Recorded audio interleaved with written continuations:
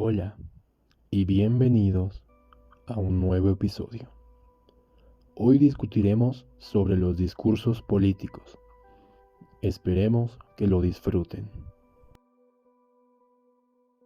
El discurso político es una forma esencial de transmitir lo que piensa un sector o una comunidad de un tema en específico.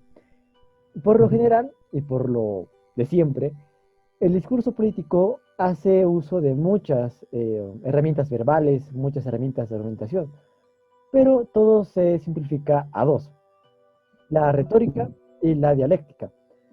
La retórica y la dialéctica son dos formas puestas principalmente por Aristóteles, el mismo autor de la política. La retórica se refiere a la parte del arte, del argumento y de el discurso, mientras que la retórica, no, perdón, todavía, mientras que la dialéctica se refiere más a la parte de la ciencia, del estudio en concreto. Pues para que un discurso político sea efectivo, debe tener su parte de ciencia y su parte de arte. Porque las masas se dividen de la misma manera. Las masas se dividen en personas que se convencen por datos, o sea, ciencia, y por las emociones y sentimientos, es decir, por el arte. Y tú, Joaquín, ¿qué nos puedes decir de un discurso político?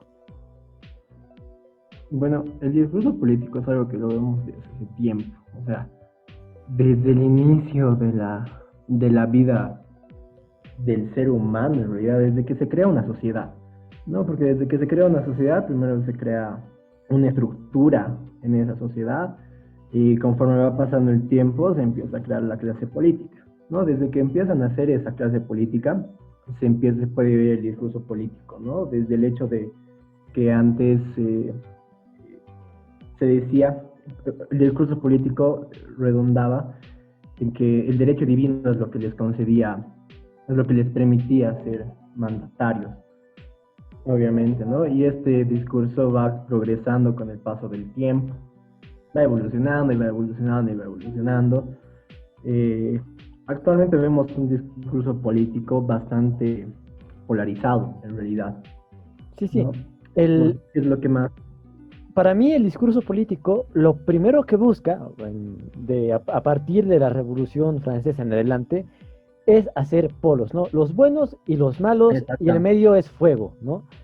Sí, Por decir, ¿no? En la época de el terror, ¿no? En la propia Revolución Francesa, eran los jacobinos radicales contra los girondinos moderados, ¿no? Y sin importar de qué lado estés, era un crimen y te ibas a la guillotina. Resultado, más de 25.000 guillotinados en ese periodo.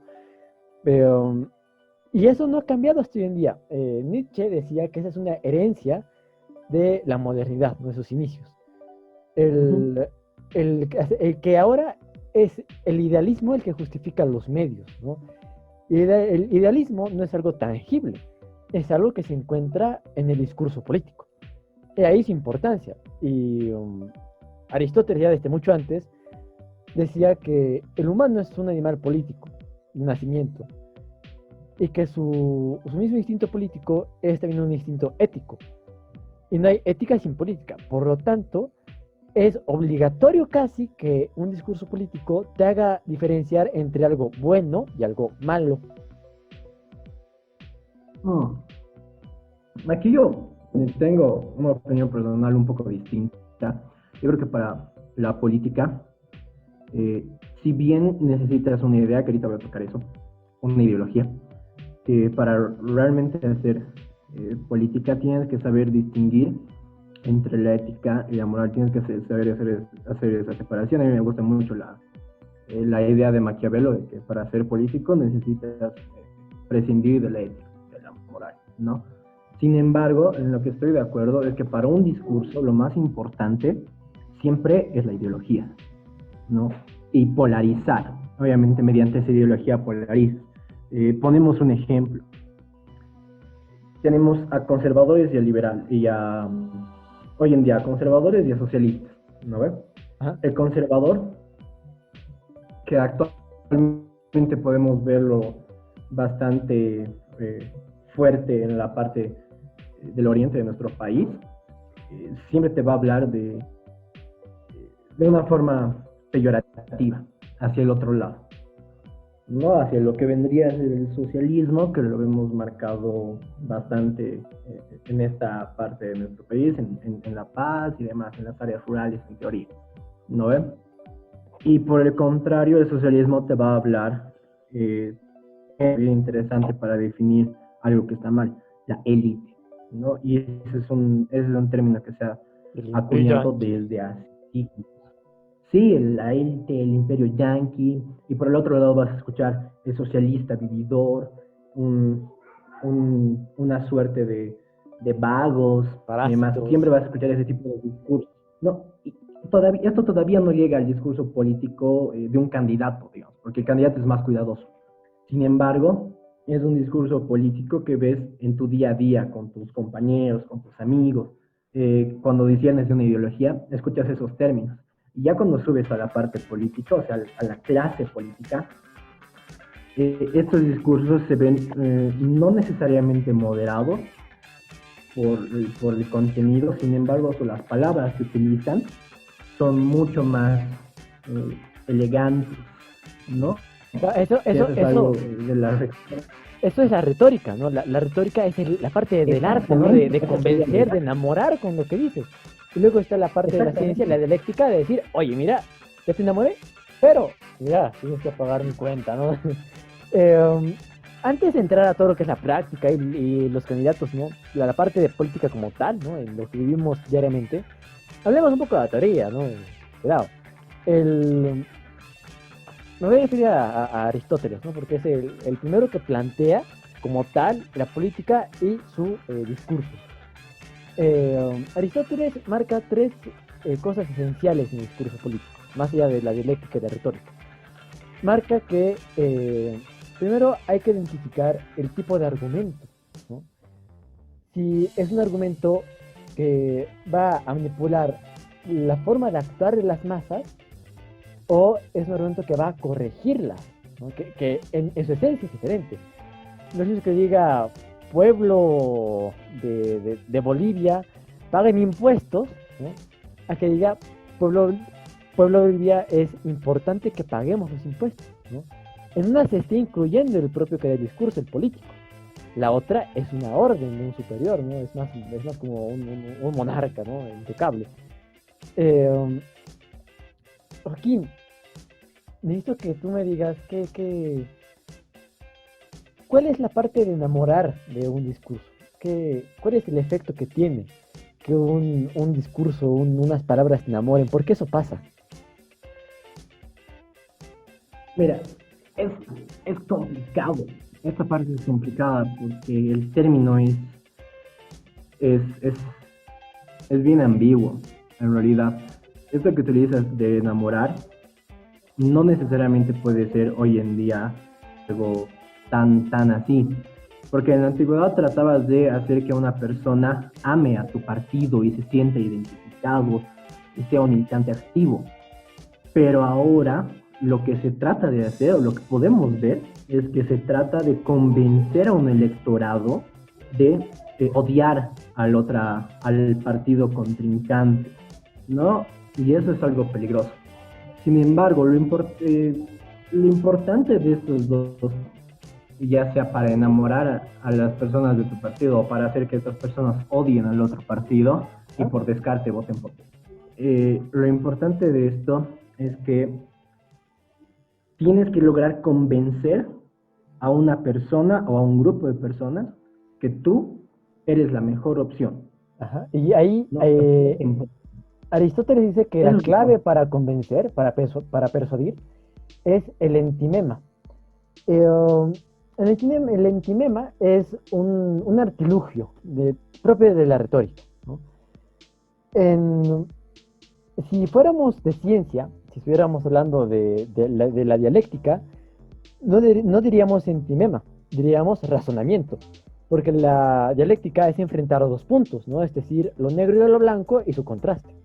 Mientras que la retórica va a decir lo negro y lo blanco y la hermosura mayor de uno que el otro, ¿no? El entimema reemplaza el razonamiento.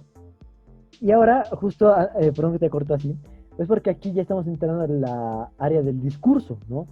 Y vamos a hablar del argumento y de que su punto es convencerte, ¿no? De que votes, de que escojas algo en específico, algo conveniente para el candidato, ¿no? Para el político. Pero ahora vamos a hablar del discurso. Y el mismo Aristóteles refiere que hay 3 tipos de discursos. El primero es el discurso por el comportamiento, que a menudo es el tipo de discurso donde se incluye el mérito de la persona que habla, del político. Y por esto los sentimemas muchas veces se hacen pasar por política, ¿no? Muchas veces hemos escuchado discursos socialistas o de cualquier ideología, o sobre todo socialistas, que le ponen esa pizca de amor, de romántico, ¿no? A su ideología, ¿no? Como luchar por la clase pobre, ¿no? Intenta ser romántico, cautivarte. Ese es el entimema. El entimema, de paso, también es algo que no está dicho de forma explícita, como lo sobreentendido, ¿no? Por ejemplo, si yo digo que tengo que pagar impuestos, alguien ya va a entender que el impuesto es de un porcentaje de mi salario, eso está sobredicho, ¿no? Pero decir, tengo que pagar mi impuesto del 18% de mi salario anual, queda feo para ser un político, ¿no? El segundo tipo de discurso es el juzgado por los oyentes. Es un tipo de discurso que busca influenciar al público, ¿no? Pero a la vez el mismo público actúa como juez de lo que dices. Y aquí se crea la metáfora del legislador y el juez, que es una metáfora que me gustaría tomar más adelante cuando ya tengamos bien estructurado esto. Y el tercer tipo es por el propio discurso, ¿no? Que es cuando el discurso se sitúa en puntos totalmente dialécticos o retóricos, ¿no? Por ejemplo, escuchar al ministro de Economía va a ser mucho más dialéctico que escuchar a un candidato, ¿no? Porque uno buscará cautivar más a su público. Esto parece que alguien se lo sacó de cualquier lado, ¿no? Pero expliquémoslo bien. Este último tipo de discurso usa medios que se producen de la argumentación, que pueden funcionar como una extensión de la dialéctica y a su vez como un disfraz de la política, ¿no? Porque es en el mismo discurso donde se encuentran cosas aparentemente ciertas, ¿no? Usa mucho lo que es lo verosímil, lo que, por ejemplo, si yo te digo que te vas a caer de un tercer piso, te rompes un hueso. No necesitas comprobarlo porque la misma lógica y la razón te dice que así va a ser. Y esto es algo muy explotado por ese tipo de discursos que son por el discurso propio. Y esto es lo que hace que sea un tipo en sí mismo, que busca manipular a su público por medio de lo verosímil. Lo que no puede ser totalmente comprobado, pero tampoco totalmente desmentido. Ahora que hemos entrado de lleno al área de los discursos, me gustaría que nos fijemos en cómo Maquiavelo, que ya lo había nombrado antes, habla de estos en sus múltiples obras, ¿no? Porque como tú bien lo decías, Maquiavelo decía que hay que desligar la ética y la moral del discurso, hay que prescindir de ellas. Pero, ¿por qué? Sí, mira, es bien interesante Maquiavelo. Lo que hay que tomar en cuenta es que estamos hablando de obras de hace siglos, ¿no? Cuando todavía existían monarquías como tal, cuando todo el mundo se manejaba de monarquías. Entonces, si bien todo lo que hablaba Maquiavelo todavía tiene todavía es actual, entre comillas, hay que convertirlo a la realidad actual, porque no es tan igual. Maquiavelo en su libro, en su obra maestra, El Príncipe, te habla de maneras de conseguir el poder, ¿no? Y te va enumerando una serie de formas de poder llegar al poder siendo príncipe, ¿no? Te dice que por herencia, te dice que por mérito, te dice que por suerte, y lo importante aquí es entender dos, en realidad, la que es por méritos o por virtud, como lo dice él, ¿no? En su libro, o por suerte, básicamente. aquí es por virtud. Obviamente en su tiempo él dice que es mediante conquista, en muchos casos mediante guerras armadas, con una milicia, y te va desglosando formas de milicia y demás, pero también te habla de un discurso, ¿no? Pero, Obviamente ojo, ojo. no lo dice tan así. Antes de que sigas, eso de la milicia es importante. Él mismo lo dice, ¿no? Es una milicia, le pagas. No, no necesitas un discurso para una milicia, necesitas dinero. Necesitas ambos incluso. Obviamente lo principal es el dinero. Si tienes dinero puedes contratar un grupo de... ay, se me va el nombre, pero una milicia armada. No. Se me va el nombre. Si me acuerdo te lo digo. Pero lo importante de esto es que lo principal es tener dinero para poder contratar un ejército, ¿no? Y poder conquistar. Pero también es importante, dice, que tu ejército no, dice, ¿no? Si tu ejército solo te sigue por tu dinero, lo va a hacer, pero no va a morir por ti, va a morir por el dinero. En cambio, si logras que ese ejército, que puede que lo hayas pagado o no, se encariñe contigo y te vea como una figura líder, alguien a quien seguir, ese ejército es mucho más valioso porque sí va a morir por ti, si los convences. Y ahí entra ya, ahí podemos empezar a tocar lo del discurso, que tanto se puede ver en las milicias como en el mismo pueblo. También dice Maquiavelo que el discurso, él lo va haciendo de una manera un poco menos pública, su discurso, habla de un discurso menos público a muchas personas, pero va hablando de que a grupos pequeños o de a uno incluso, vaya diciéndole como orador, digamos, ¿por qué tú eres mejor que el rey que siguen ahora? ¿No? Y los vayas convenciendo de a poco, ¿no? Y una vez que tengas al pueblo conquistado, habla de Maquiavelo, tienes el gobierno conquistado. Porque si tienes un pueblo que te sigue, tienes una milicia que te sigue, una vez que entres a ese pueblo con tu milicia, no va a existir oposición fuerte a ti. Y además, una vez que estés en el poder, habla Maquiavelo, va a ser difícil que alguien te saque, porque todos confían en ti, todos te quieren y además todos te respetan, ¿no? Entonces, ahora, en base a eso, podemos tratar de ver algo más actual, ¿no? Obviamente ya no llegamos al poder mediante milicias armadas, a pesar de que estos últimos meses hemos estado viendo muchas de esas. Llega al poder mediante un discurso de convencimiento, donde, en mi opinión, el factor más envolvente de cualquier discurso político es que el orador, o que el candidato, digamos, ya digámoslo así, el candidato tiene que lograr que la población a la que le está hablando se sienta identificada con él. ¿Y a qué me voy a esto? Vemos a Evo Morales en sus discursos antes de ser presidente y durante sus 14 años de mandato, cómo hacía que el pueblo, o sea, que el pueblo campesino, para ser más específico, se siente identificado con él. Yo me acuerdo de muchos de sus discursos en donde este señor hablaba de cómo se había criado en el campo, de cómo recordaba pastar ovejas, de cómo recordaba no haber ido a la escuela porque tenía que estar en el campo, arando, haciendo algo para la comunidad, ¿no? Entonces, esos detallitos que nosotros criticamos desde un punto de vista académico, entre comillas, han sido justamente lo que le han dado esa fuerza de base, ¿no? Y así va evolucionando.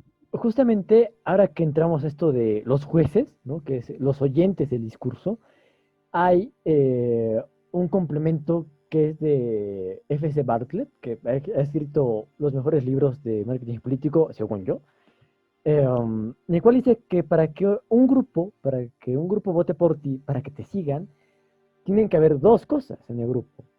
Primero es pertinencia. La pertinencia es el compromiso de los involucrados del grupo en cumplir los objetivos de la agenda política, ¿no? Si agenda política debo molar, si agenda política de Evo Morales, es bloquear una carretera, esta es su agenda política. Y si hay pertinencia en sus filas, lo van a hacer, ¿no? Porque el discurso lo dice. La segunda es pertenencia, sentirse lo que tú dices identificados, ¿no? Si un político cumple en su discurso con estos dos factores, con la pertinencia y la pertenencia, listo, no hay montaña ni Dios que lo vaya a parar. Porque como tú bien ya lo has planteado con los ejemplos de Maquiavelo, puede decirles, trepen el cerro, y por amor, ¿no? Porque confían en su líder, lo van a hacer. Además, eso es muy interesante, el instinto gregario del ser humano. El instinto gregario del ser humano es algo vital para su evolución. Es lo que nos ha hecho agruparnos en comunidades pequeñas y luego esas comunidades hacer pueblos, los pueblos culturas, las culturas sociedades y las sociedades estados. Sí, pero aquí hay un aspecto bien interesante que para lograr eso tienes que convencer primero a todas estas personas de que hay un bien común mayor al del bien individual, ¿no? Sí. Que es una base, y aquí ya podemos entrar, bueno, ir tocando de a poquito por afuera otro tema que es el populismo, ¿no? Que uno de sus factores principales es convencer a la población de que hay el populismo y el socialismo, las corrientes de izquierda, pues, y algunas de derecha también, que hay un bien mayor por encima del bien individual. Una vez que has convencido al grueso de tu población de eso, no hay quien te pare. Ahora, planteando otros ejemplos, Hitler, un orador conocidísimo. Hitler puede haber sido derecha, izquierda, no importa. Es aquí no es el debate. Aquí sí, yo tengo que ver lo mismo. Aquí mi pregunta es si Hitler tenía estas cualidades, ¿no? Yo me acuerdo bien cuando estudias los inicios de la Segunda Guerra Mundial, cuando Hitler conquista esa pequeña parte de Polonia, ¿no? Que antes era de Alemania, y lo reciben así con flores y lo reciben con aplausos, con lágrimas, ¿no? Con gritos. Es una conquista pacífica. Exacto, ¿no? Y es lo que tú decías, de que cuando tienes el amor, el cariño del pueblo, ¿no? Y tienes una milicia que también te ame y bien controlada, no hay quien te impide entrar a una ciudad, ¿no? a una fortaleza. Pero bueno. ¿Y sabes cómo lo ha hecho Hitler? Obviamente él no ha ido a Polonia a hacer un discurso. Lo que ha logrado Hitler es que todos los alemanes que vivían en esa zona, porque bueno, hay cuestiones geopolíticas de antaño también, pero toda esa parte, en su mayoría eran alemanes que estaban enamorados de Hitler por la reunificación de la Alemania y la reestructuración de la caída post Primera Guerra Mundial también. Entonces, toda esa retórica. Ahí está lo que decías, ¿no? De el bien mayor. Exactamente. Prosigue, entonces, por favor. Sigue. Entonces Hitler, más allá de las cercanías ideológicas o lejanías ideológicas que cualquier persona pueda tener con este personaje, hay que admitir que era un gran orador, que esto de ser un gran orador es extremadamente importante para tener un buen discurso político. Ajá. Y por ende era un gran orador, tenía un gran conocimiento de la historia, realmente la manipulaba a su conveniencia, pero conocía la historia. Tenía además un gran conocimiento de lo que quería la gente, ¿no? Y esas tres combinadas, oratoria, historia y gustos de la gente, por así llamarlos, eso combinado dentro de este personaje ha sido lo que le ha dado la capacidad de llegar tan lejos. No quiero decir de llegar tan alto porque ha sido algo deplorable lo que ha hecho, pero de llegar lejos en su campaña, ¿no? F.C. Bartlett dice que el discurso político como marketing, como lo que te va a hacer ganar las elecciones o el favor del pueblo, no es algo de un día, tiene que ser un proceso, una intoxicación lenta, dice él. Y esto también se ve en el caso de Hitler, ¿no? O sea, él no fue y dijo, los judíos son malos a la verga. No, usó el cine, usó la radio, daba discursos pequeños, ¿no? O sea, especialmente. ¿Qué? la radio especialmente. Yo me acuerdo de una frase que tenía Hitler, no Hitler, uno de los de sus de sus iguales, por así llamarlo, decía, una, una mentira repetida 1000 veces se convierte en una verdad. Entonces, esto ya es parte del marketing político también, ¿no? De bombardear a la población con una idea que por más que sea mentira, una vez que has bombardeado lo suficiente con esta idea, se les va a quedar a las personas e inconscientemente lo van a ir adoptando como una verdad. Que también en la actualidad ya es algo que ha hecho el socialismo. Y aquí está el factor clave del entimema, que es algo sobreentendido en la retórica del discurso.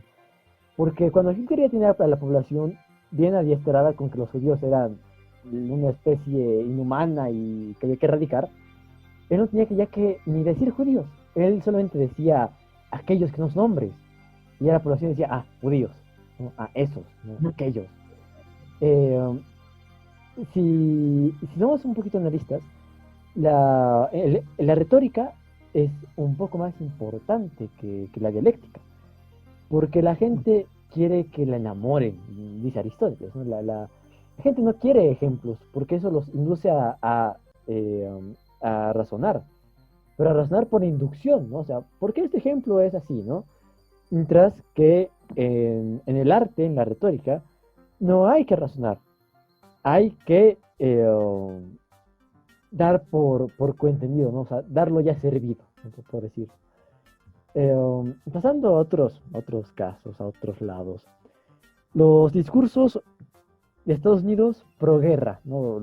Perfectamente aquí entran todos los presidentes estadounidenses, pero me gustaría que nos centremos en en Nixon, ¿no? Nixon y su doctrina de el plan de seguridad nacional, ¿no? Que es esto de implantar dictaduras en Latinoamérica y para evitar el comunismo, ¿no? ¿Cómo es que un discurso político anticomunista ha podido ser tan fuerte, ¿no? ¿Cómo Nixon ha logrado esto? Esta es mi pregunta. Bueno, otra vez volvemos a la base de todo el argumento, y es que tienes que tener dos polos. Tienes que tener un protagonista y un antagonista, ¿no? No importa de qué ideología seas, no importa. Necesitas tener un protagonista y un antagonista. En este caso, Nixon era el protagonista. Y lo que hace este señor es encontrar todos los males del comunismo. Todo lo que era bien visto en ese momento, que era la propiedad privada, la libertad de expresión y el derecho a la vida, que son derechos que defiende el liberalismo, por ejemplo. Esos en ese momento eran bastante bien aceptados, porque todos querían ser empresarios, todo el mundo quería tener dinero, tener carros, consumir, ser de lo mejor posible. Voy un poco a reformular la pregunta, ¿no? Porque, a ver, los militares, sin importar el país, son personas adiestradas, ¿no? Dogmatizadas, para amar a su patria y amar su jerarquía, ¿no? Al presidente, amar al general, al comandante, ¿no? Entonces, ¿cómo es que un presidente del extranjero los convence para hacer un golpe de Estado, hacer balaceras, ¿no? Hacer masacres, ¿no? ¿Cómo? Bueno, esto se viene gestando, es al igual que con el caso Hitler, digamos, por ponerlo de una manera. Porque, mira, todos en Alemania tenían más o menos la necesidad, la obligación de amar. En Polonia no.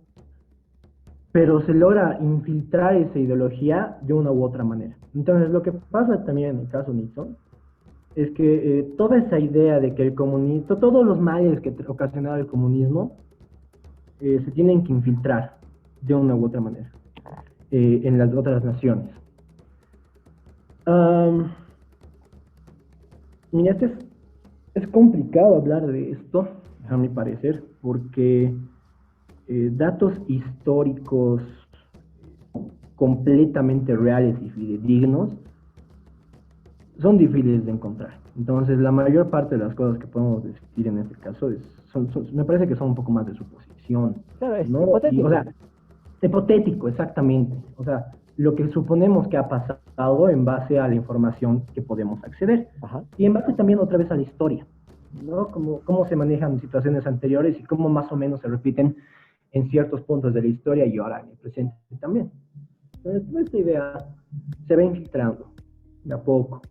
Ajá. Es un sentimiento que tiene que crecer y quiero retomar mi primer punto. Para que ese sentimiento anticomunista crezca, tiene que generarse ese antagonismo, tiene que volverse el villano de la película. Entonces tienen que explotarse todos los errores, todos los males, todas las decadencias del comunismo. En sí, como el mismo Maquiavelo lo dice, parte vital para que cosas así pasen es el miedo, ¿no? Oye, mira, Exactamente. si tú no haces el golpe de Estado, lo vas a hacer alguien más, ¿no? O no ve?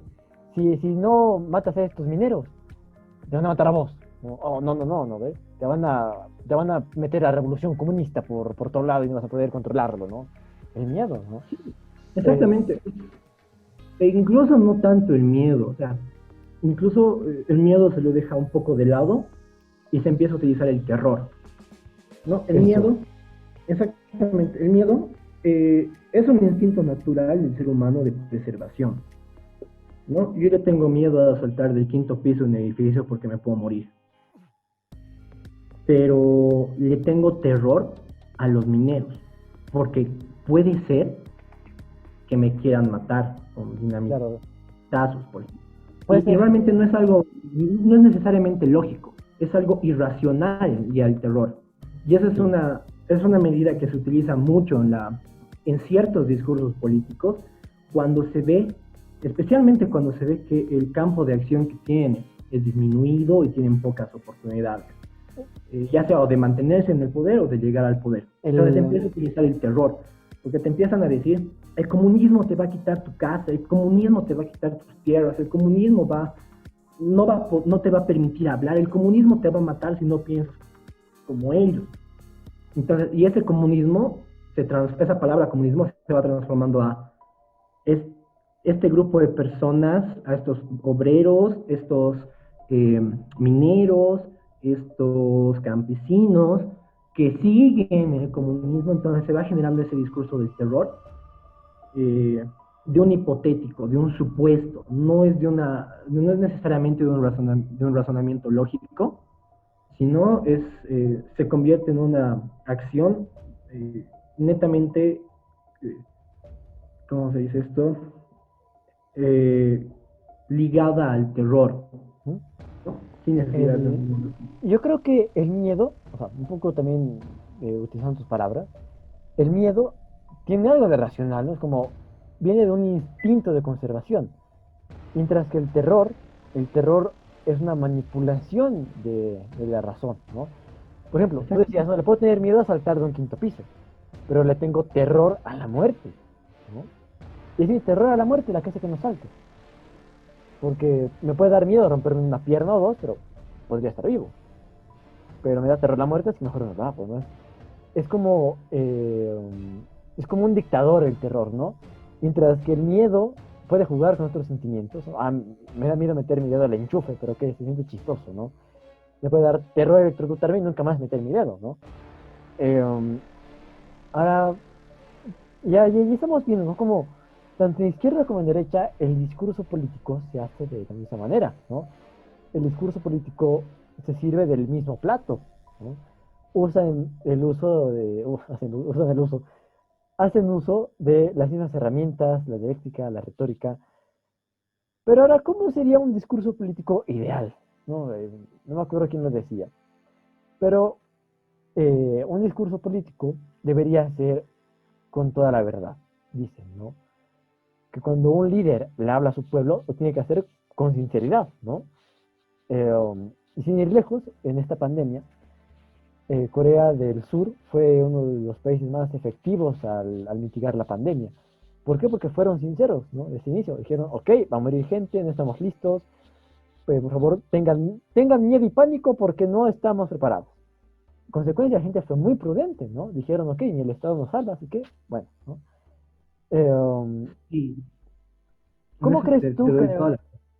tú cómo crees que debería ser el discurso político, ¿no? A lo que sabes, a lo que te imaginas, a lo que sientes. Mira, yo creo que el discurso político eh, es algo difícil de ponerle un ideal hoy en día, por todo lo que hemos visto a lo largo de todo este tiempo, último tiempo y de la historia también. Sin embargo, estoy de acuerdo contigo que el mejor discurso político de una manera ideal o utópica debería estar primado por, por sinceridad, ¿no? Por hechos, por promesas, pero por promesas reales, ¿no? Porque tienes políticos que te dicen, voy a hacer crecer el ingreso per cápita en un 48% el primer año. No es cierto, es irreal. Entonces, algo real podría ser, por ejemplo, decir, ¿saben qué? No va a haber crecimiento este año porque tenemos inflación, tenemos desabastecimiento de esto, el petróleo ya no ha bajado de precio durante la pandemia, nos estamos quedando además en fuentes de extracción de petróleo, nuestros contratos con Brasil ya son pocos, entonces hay demasiados factores, pero les prometo que durante este año voy a incentivar la industria o la empresa privada, porque esa es la que nos puede ayudar. Algo más real, Ajá. algo que no escape de las manos de ese político, cosas que pueda prometer. No, yo me acuerdo que hacía ejemplos hace muchos años con las directivas y las presidencias de curso o de colegio. Me acuerdo que en algún momento una directiva que quería postularse para la presidencia del colegio decía, les prometemos que para fin de año vamos a tener una piscina en el colegio y vamos a incorporar clases de natación para que podamos ir a los plurinacionales y no sé qué. Y todos así como asombradísimos, ¿no? Porque todos querían algo así de genial en el colegio. Y venía otro, la otra parte, el otro candidato y decía, lo contrario, yo no les puedo prometer una piscina porque primero que yo no tengo la plata, segundo que el colegio no me va a dar la plata y tercero que los maestros no quieren, entonces va a ser imposible. Pero les puedo prometer que alarguen el recreo 10 minutos, ¿no? Algo así era su discurso. Entonces, ese era el discurso ideal. Sin embargo, ganó el populista, el discurso populista. Entonces, pensar en un discurso ideal hoy en día es soñar y es algo que realmente es bien difícil de conseguir. Yo creo que además de eso sería el ideal, ¿no? Pero no creo que pueda existir, por lo menos en un muy largo tiempo, por la clase de políticos que tenemos y que están acostumbrados a prometer cosas que no pueden cumplir y que tampoco tienen la obligación de cumplir, irónicamente. Ajá. Ahora que ya hemos entrado a algo que me gusta mucho, de los discursos políticos, sobre todo los de actividad, ¿no? Que es cuando el político ya no es candidato, sino es parte esencial del gobierno, ¿no? Y la caga, ¿no? Todos conocemos a políticos que la cagan porque son todos. Y no sé, imaginemos, ¿no? Por ejemplo, esto de la Amazonía, ¿no? Que se quemó el año pasado. ¿Qué fue lo que dijeron del Ministerio de Medio Ambiente y Agua, ¿no? ¿Qué era mejor? ¿Que se queme la vida de la Amazonía o que se muera la economía industrial en nuestro país, ¿no? Poniendo dos cosas malas, como si una fuera mejor que la otra, ¿no? Ambas son terribles, ¿no? Ambas son tragedias y no tiene por qué socapar una a la otra. Ambas deberían reconocerse como tragedias diferentes, ¿no? Pero contarle, justificar el acto, ¿no? Se decía cualquier estupidez, ¿no? En concreto, ¿no? Cuando dijeron que no, contratar el avión ese gigante de agua es muy caro. No podíamos permitirlo porque somos un país pobre y subdesarrollado, ¿no? Pues es mejor que la Amazonía se queme, digamos, ¿no? O sea, ¿qué es mejor, la economía del país o la vida? ¿No? Es como, Sí. ¿no? El discurso político cambia, ¿no? Cuando tú eres candidato y cuando ya eres elegido. Ajá. Cuando eres candidato, bueno, tienes dos partes en tu discurso, ¿no? El de culpar todo lo malo que ha pasado al otro y el de prometer que lo vas a arreglar. Pero una vez que llegas al gobierno y te ves y ves que no puedes o no quieres arreglar ninguno de los problemas más y solo quieres hacerte rico, tienes dos discursos que varían un poco a tu discurso inicial. El primero, y que sigue siendo bien parecido, es culpar a alguien más, ¿no? Por ejemplo, ¿qué te digo? No hay salud, no tenemos hospitales suficientes para atender el sistema único de salud, universal de salud, que se promovía el año pasado, Ajá. ¿no? No, pero es culpa de la derecha y del imperialismo que no nos deja trabajar y que no nos ha dejado y durante 500 años nos ha tenido subyugado a su, a su imperio. Y tenías ese discurso de excusarte, de excusar tu incapacidad como político en otro más, ¿no? O algo un poco más simple, o sea, para que se pueda entender un poquito más. Voy a retomar el ejemplo del colegio. Entra Antes. Yo tengo un ejemplo, ¿no? Que se acaba de ocurrir. Imagínate que un papá, ¿no? Y un papá pudiente, ¿no? Que es una clase media alta, ¿no? Llega a su casa en la tardecita, dice, familia, no traje pan. Dicen, ¿por qué no trajiste pan? Solo tenías que traer pan. Dice, porque el panadero no me quería regalar los panes, ¿no? ¿Es culpa del panadero por no querer regalarle cuando vive de eso? ¿No? ¿O es culpa del padre de familia pudiente por no querer pagarlos? ¿No? Esto que hacen los políticos se llama el mal menor y el mal mayor. O sea, si planteas a la población si quiere sentarse en el pastel o sentarse en el aparato, pues hay un mal mayor y un mal menor, ¿no ves? Y la gente va a tender a escoger el mal menor, también, ¿no? pero La gente tiende a preferir el mal menor en esas circunstancias. Pero si hubiera sinceridad, se diría, ok, hay este problema y no hay soluciones. La población misma trabajaría por las soluciones, ¿no? La conciencia colectiva que le llaman, ¿no? Que no está muerta, solo está apagada. Sí, lo que acabas de decir es algo precioso, ¿no? Que el Estado, sea de derecha o sea de izquierda, siempre va a ser incapaz, y los únicos que realmente pueden solucionar las cosas es la población. Sí. De hecho, El justo... individuo que se asocia libremente, ¿no?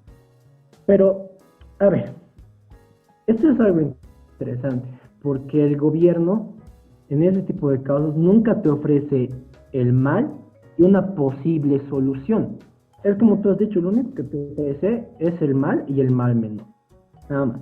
¿Para qué? Para limpiarse las manos. ¿No? Porque independientemente de las razones, porque no puede, porque no quiere, porque no sabe, no le conviene encontrar una solución, porque eso, en el supuesto de que quisiera encontrar una solución, significaría una pérdida para el Estado, monetariamente, supongamos. No, por ejemplo, con esto de la chiquitanía. Yo no les puedo ofrecer una solución porque no tengo plata. Mentira, o sea, hay plata como para pagar unas arenas, y si bien se va a gastar un chingo de plata, hay una solución.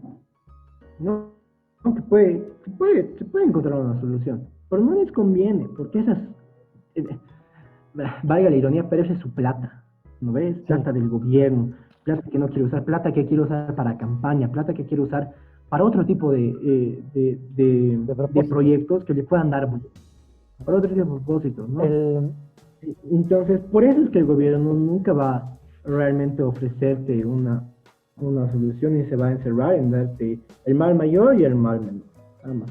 Yo lo que noto, sin importar si izquierda o derecha, arriba, abajo, centro, no sé, hacer es que para que la población no dé su propia solución, pues claro, o sea, que el gobierno sea el único ente que puede solucionar las cosas, le da un poder magnánimo, ¿no? Lo que se busca no es organizar a la sociedad. Lo que se busca es desorganizarla, segmentarla, dividirla, que no puedan entenderse para llegar a acuerdos, ¿no? Si la COP encontrara sus soluciones de manera pacífica con el TSE, porque al fin y al cabo el TSE es un órgano independiente, ¿no? La OEP, no tendría por qué intervenir ahí el órgano ejecutivo, ¿ve? ¿Qué hace el ejecutivo?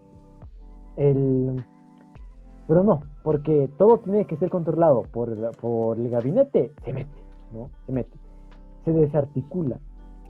El, el, el mismo Maquiavelo dice, no, divide y vencerás. ¿Por qué no mejor hacemos 100.000 sindicatos, lo que puede ser un sindicato, ¿no? O 40.000 mini corporaciones, lo que puede ser una sola corporación. Porque divides y vencerás, ¿no? Eso se aplica a todo, absolutamente todo. ¿Y eso qué ha hecho? Que sobre todo aquí en Latinoamérica tengamos el síndrome de mamitis en el gobierno, ¿no? La sociedad quiere que el gobierno lo solucione todo. Gobierno, ¿por qué no solucionas esto? Mi luz, mi casa, mi gas, mi techo, mi alcantarilla, ¿no? ¿Por qué no solucionas no sé, mi vida en sí? Cuando no le compete al Estado, le compete a la sociedad, ¿no? Pero nos han acostumbrado a que el Estado nos tiene que dar, ¿no? Es un síndrome socialista, bien metido. Sí, ese síndrome, tanto socialista como populista, que puede ser tanto de derecha como de izquierda, tanto de socialismo como de conservadores, es justamente para que el discurso político les funcione. Exacto. Es justamente para que el discurso político les funcione y entran en un círculo vicioso, ¿no? Llega al atril el orador, ¿no? El populista. Y dice, yo les voy a dar todo, no van a tener que hacer nada. En resumen, ¿no? Expone todo un cúmulo de proyectos que tiene, pero se resumen que yo voy a hacer todo por ustedes, no se preocupen. Eso es lo que les dice a las personas, ¿no? Y seamos sinceros, ¿a qué persona no le gustaría estar echada en su cama viendo tele y recibiendo platita todos los meses? A todos nos gustaría, sería genial tener una vida así. Por lo que no nos dice pues el Estado es que esa platita que nos va a regalar todos los meses viene de los aportes que se han hecho antes de que este señor llegue. Sí. Entonces, y aquí quiero llegar a algo bien interesante del discurso político actual. Ofrecen cosas que no tienen y les han dejado antes. ¿No? Porque ahorita estamos hablando, mira, del discurso de Mesa, por ejemplo. Dice, voy a seguir manteniendo los bonos. Es algo que no le ha dejado, bueno, ni siquiera le ha dejado el MAS realmente, viene desde antes. Sí. Viene desde antes del MAS, los bonos, desde el 98, 97, si no me equivoco. Es algo que él no tiene, que no es suyo, pero que igual lo ofrece. Y lo ofrece como un regalo, como un favor, cuando esa plata es de las personas que han dado el aporte. Ajá. De hecho, entras en ese círculo vicioso. Legalmente, ¿no? Una persona que paga impuestos puntualmente, honradamente, tiene el derecho de ir un día y decir, oye, quiero retirar unos cuantos pesitos de mis aportes, ¿no? Porque son tus aportes. Y el Estado, ¿no? Un buen Estado, un gobierno que no se sustente en su pueblo, sino en la inversión privada y extranjera, sí, puede tranquilamente darle al ciudadano, ¿no? Sí, pero estamos abordando ya ahí un tema que vamos a tocar con mucho más tiempo en otra ocasión. Ajá. ¿No ves? Sí. Entonces centrémonos en ese círculo vicioso que estábamos hablando antes. Este político te ofrece y tú le dices, ay puta, qué genial, yo quiero tener esa vida. Pero una vez que deja de haber esa vida, va a venir como que reemplazante de ese político que no te ha podido cumplir, que te va a ofrecer básicamente lo mismo, pero con otros proyectos, ¿no? Y entra en ese círculo vicioso, porque el primero ya ha creado ese sentimiento paternalista de Estado, ¿no? Donde el individuo, la persona en la sociedad, ya se ha acostumbrado a que el Estado le resuelva todo. Entonces entras en ese círculo vicioso. De hecho, justamente en los últimos años de Evo, nos alarmaba cómo estaban bajando los bonos de renta de dignidad, ¿no? Los abuelitos, y a las madres también se bajó, y creo que casi que se eliminó, se pausó el bono Juancito Pinto a los estudiantes de colegio fiscal, ¿no? ¿Y todo para qué? Para hacer sustentable los subsidios millonarios al Seguro Universal de Salud, ¿no? A ese intento de campaña barata, porque todos vimos de que eso no era sustentable, no era sustentable. Sí. Bueno, era parte del discurso político de Evo en su entonces, ¿no? Decir, mira, voy a dar un sistema de salud universal, no más el número universal que fuera para todo el mundo, ¿no? No. Eh, eh, Aquí el discurso político puede tener una esencia de desesperación, ¿no? De necesidad, ¿no? El político siente y se ve que está perdiendo el favor del pueblo, ¿no? Que ya no está convenciendo a las masas. El político desesperado va a recurrir a medidas desesperadas, ¿no? A prometer... A prometer ¿no? cosas que no puede cumplir. Exacto, lo que tú decías. Ajá. Como que, creo que Chi, ¿no? El general Chi dijo que todos bolivianos íbamos a tener un auto, un auto chino, que era uno. Ojalá señor decía muchas cosas, ¿no? Y eso, a este punto que llega el alarde mediático, ¿no? Hemos visto de que hacer alarde, sí, de estupideces, ¿no? Con el mismo Chi, que dijo que las mujeres tenían que tener toque de queda y que el marido era la pirámide social, digamos. Los menores igual tienen que tener toque de queda. Ajá, exacto. Eso lo hizo mediático, o sea, tenemos que pelotudo, pero decíamos que pelotudo, ¿no? Sí, No o sea, era, le daba atención. no era nadie. Ujú. Entonces, a ver, Pero es lo que has tocado, del alarde mediático, el alarde de y yo voy a hacer esto, me lleva a pensar en otro punto importante del discurso político y del discurso político actual y populista. Otra vez, recaemos en eso casi. Mesías, en el orador. El orador tiene que convertirse en un Mesías salvador del pueblo, del pobre pueblo esclavizado, ya sea por la izquierda o la derecha, pero del pobre pueblo, perdón, el pobre pollo. esclavizado. Del pobre pollo, además, ¿no? El pobre pollo esclavizado. Yo creo que en la granja. Bueno, creo que eso no lo voy a editar, lo voy a dejar tal cual está, Tiene que crearse esa figura mesiánica que pueda salvar a las personas, a la sociedad, y que nos pueda llevar adelante. Nunca va a haber un político que te diga, yo no soy la solución. De unos cuantos, No, yo no soy la solución, tú eres la solución. Yo lo único que puedo hacer como político es restarle espacio al Estado para que tú obres y tú hagas tus propias soluciones. Ajá. Porque como político, yo le voy a ofrecer, y como político mediático y mesiánico, yo le voy a ofrecer soluciones a ese pueblo esclavizado, que no va a ser el grueso de la población necesariamente. Va a ser una parte de la población que tenga presencia importante. Ajá. Y a ellos les voy a ofrecer la solución porque ellos van a votar por mí. Exacto. Pero al resto de la población, no, porque no me importa. Eso es el primer carácter populista, ¿no? Antes, no hay político tan sincero que lo diga, y menos de oficialismo. Ahora quiero ir hacia la oposición, ¿no? La oposición, aquellos resentidos que no ganaron las elecciones, ¿no?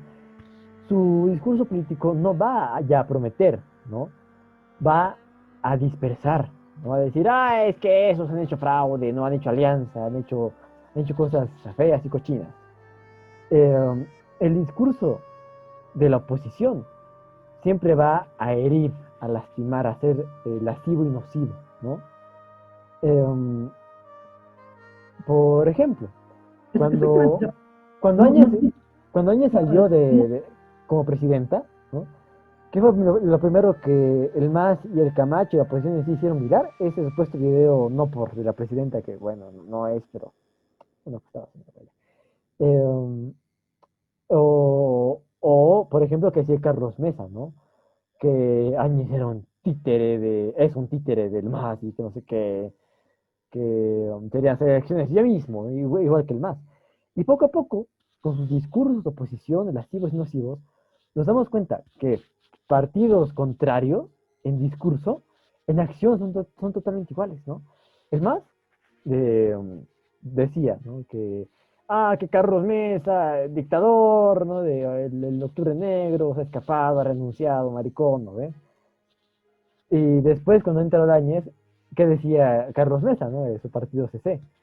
Decía, es que Áñez es un títere, que saca militares, que está ascendiendo militares, eso es ilegal, inconstitucional, contra los derechos humanos, ¿no? El discurso Cuando en realidad era mentira, ¿no? Era completamente constitucional.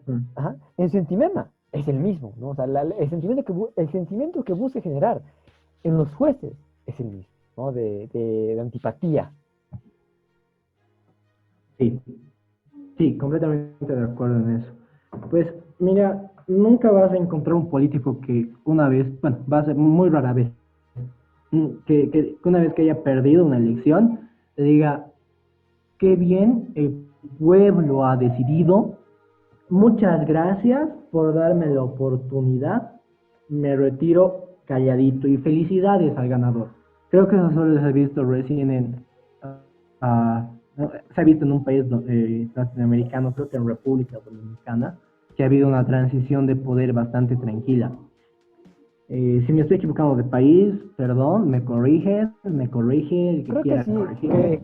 que justamente hubo como una manifestación en redes y el presidente dijo, bueno, el pueblo no me quiere, cedan, no hagan, Sí, hagan lo que tengan que hacer. pero rara vez vas a encontrar eso. Y mira, para ser bien específicos dentro de la historia boliviana, yo no recuerdo en todo el tiempo que he pasado historia, digamos, un gobierno que haya dicho, sí, me voy a ir tranquilito.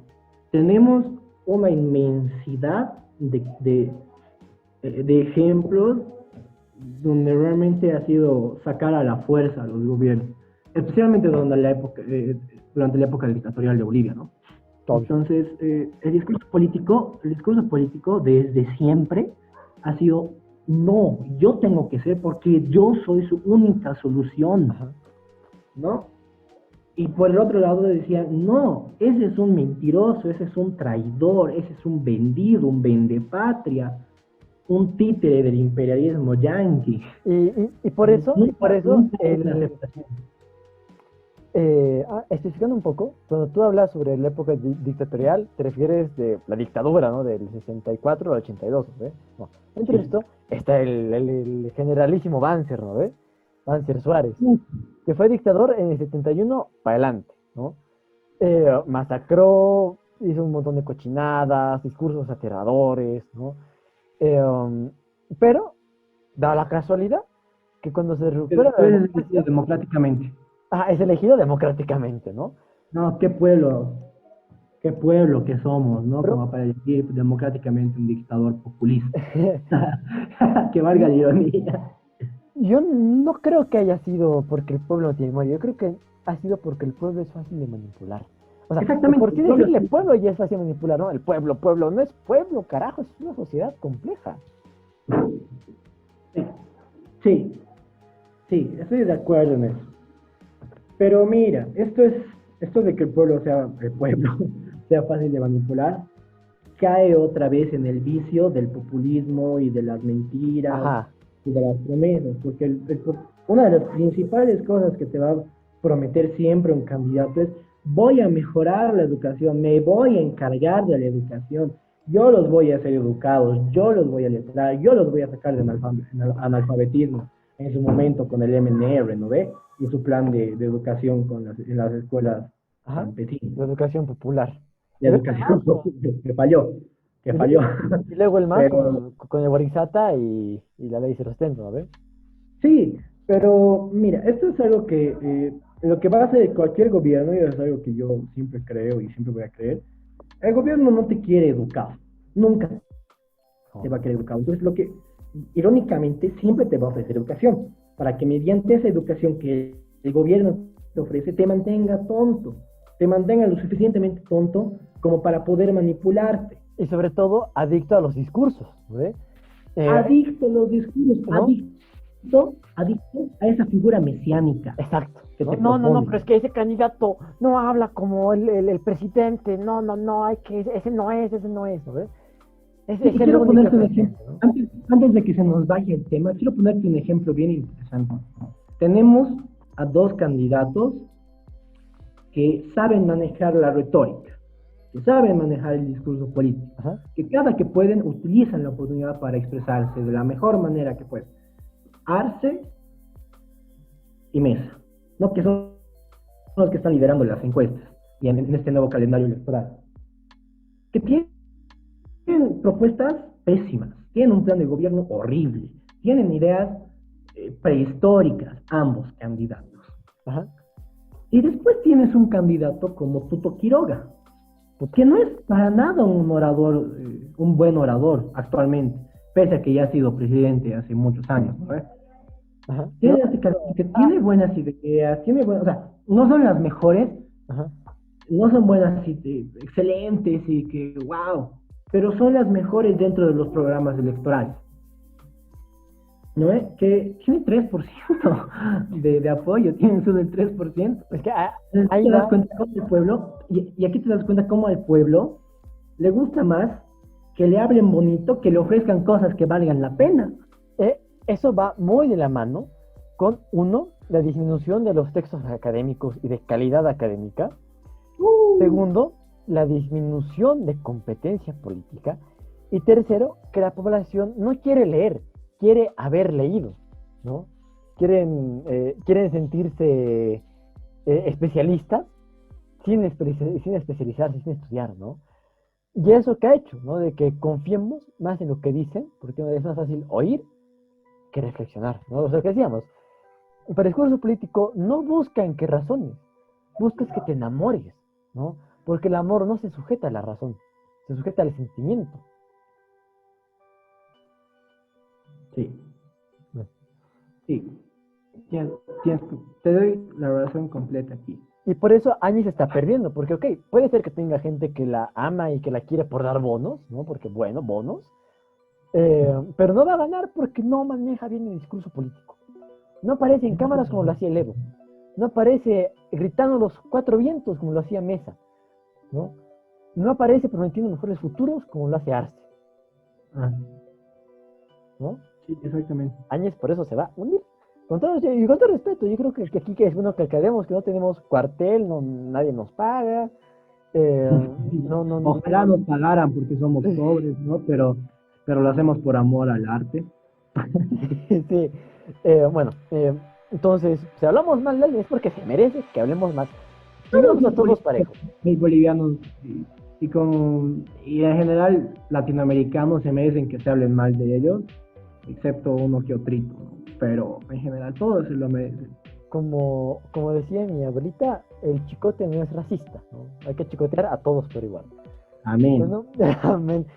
Aquí me fue un montón de ideas. Yo tengo así muchas cosas ya anotadas para futuras charlitas así. A recordar que esto no se edita, como este va a estar. Y yo ya me voy a despedir. Y yo ya me voy a despedir a mí mismo. Me voy despidiendo.